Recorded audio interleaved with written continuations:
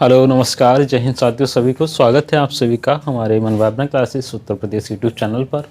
और आप देख रहे हैं हमारे साथ यूपी स्पेशल की सीरीज फॉर यूपी पीसीएस का जो आरओ एआरओ का एग्ज़ाम हमारा होने वाला है। इसके लिए हम यूपी पीसी स्पेशल की क्लासेस को चला रहे हैं यहाँ पर। तो दोस्तों, इससे पहले 3 क्लासेस में हमने यूपी के कुछ फैक्ट्स की बात की थी, उसी को कंटिन्यू करते हुए आज हम कुछ नेक्स्ट फैक्ट की बात करेंगे, जिसमें हमारा पहला टॉपिक होगा यूपी के नामकरण से संबंधित।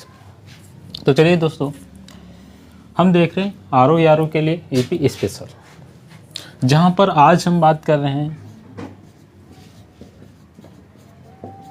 यूपी स्पेशल से रिलेटेड कुछ फैक्ट की, जहाँ पर दोस्तों आज हम देखेंगे यूपी का जो नाम है वो कैसे पड़ा। तो दोस्तों, आप जानते होंगे कि यूपी का पुनर्गठन,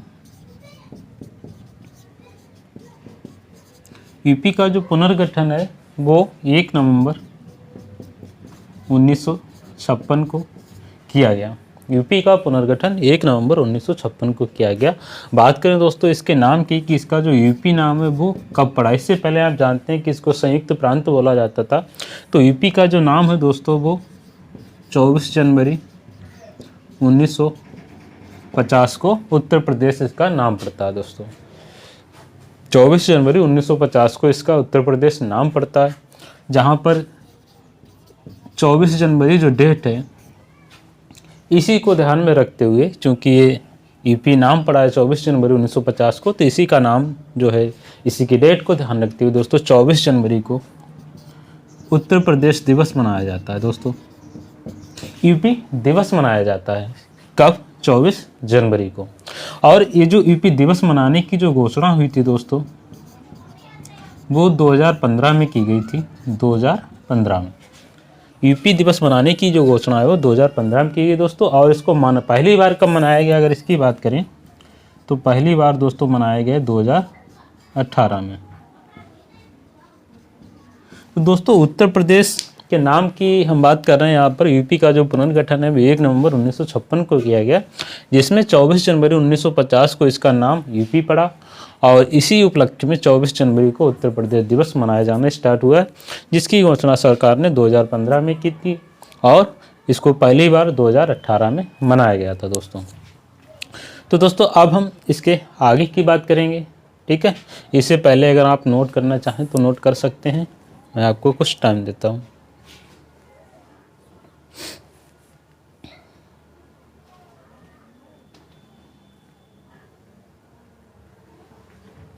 ठीक है दोस्तों, तो अब हम बात करें, क्योंकि दोस्तों पहले आप जानते हैं कि जो उत्तराखंड है इस समय वो भी किसका भाग था, वो भी दोस्तों यूपी का ही भाग था। तो अगर उसकी बात करें तो आपको पता होगा 9 नवंबर सन 2000 को उत्तर प्रदेश के 13 जिलों को काटकर 13 जिलों को काटकर एक उत्तरांचल प्रदेश बनाया गया।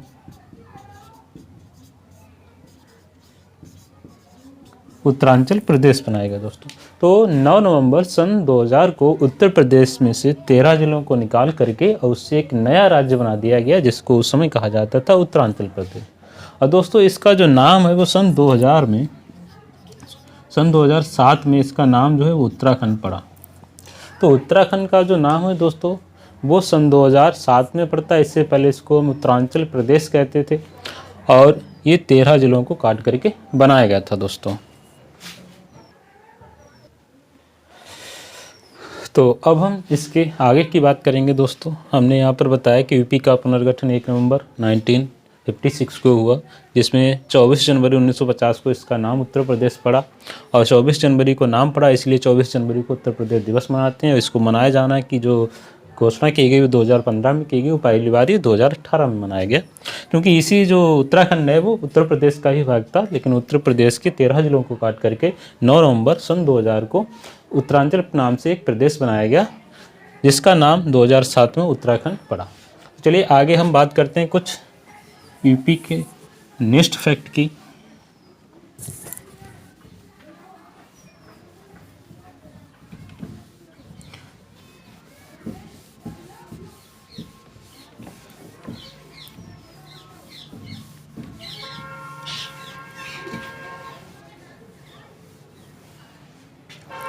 तो दोस्तों हम देखेंगे अब यहाँ पर उत्तर प्रदेश की जनसंख्या के बारे में और सेक्स रेशियो के बारे में, जहाँ पर हम और क्षेत्रफल की भी बात करेंगे दोस्तों।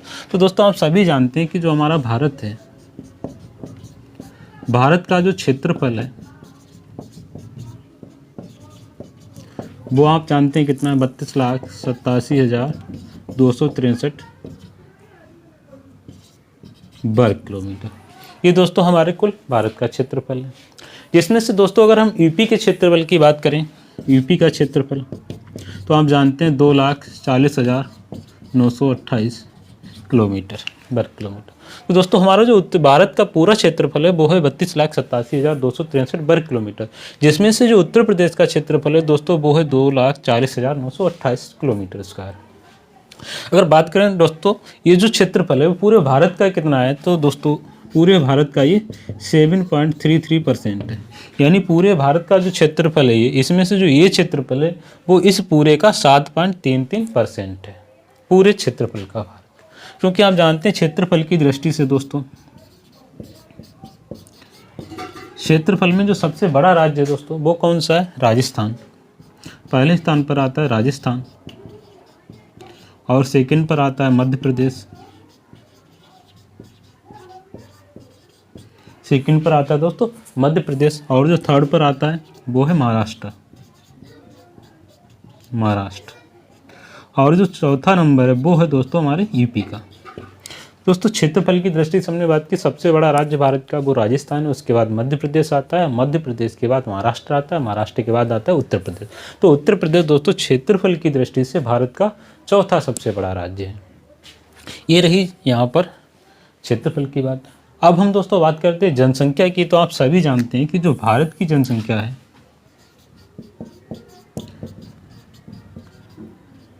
भारत की जो जनसंख्या है दोस्तों वो लगभग में 2011 की जो जनगणना होती है उसके अनुसार 121 करोड़ आता है यहाँ पर दोस्तों।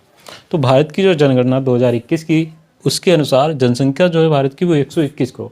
जिसमें से अगर यूपी की बात करें दोस्तों तो यूपी की जो जनसंख्या आती है दोस्तों वो आती है लगभग में 20 करोड़, लगभग में 20 करोड़ आती है, ठीक है, लगभग में 20 करोड़, क्योंकि 19 करोड़ 98 लाख को कुछ है ये, तो लगभग में 20 करोड़ के आसपास आ जाती है।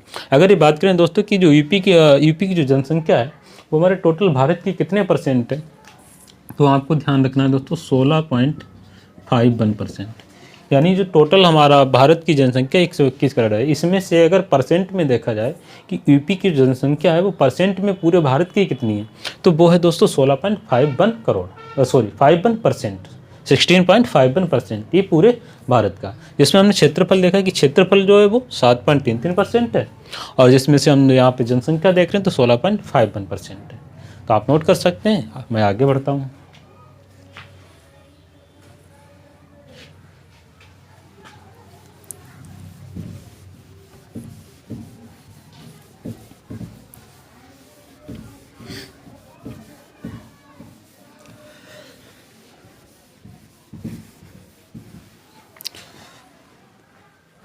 तो दोस्तों ये तो बात हुई जनसंख्या की और क्षेत्रफल की। अब हम दोस्तों बात करते हैं कि जो लिंगानुपात होता है, 6 रेशियो होता है, वो कितना है, 6 रेशियो कितना है। उसके बाद हम डेंसिटी की भी बात करेंगे, घनत्व की भी बात करेंगे, जन घनत्व कितना है, जनसंख्या घनत्व कितना है, उसकी भी बात करेंगे दोस्तों। तो दोस्तों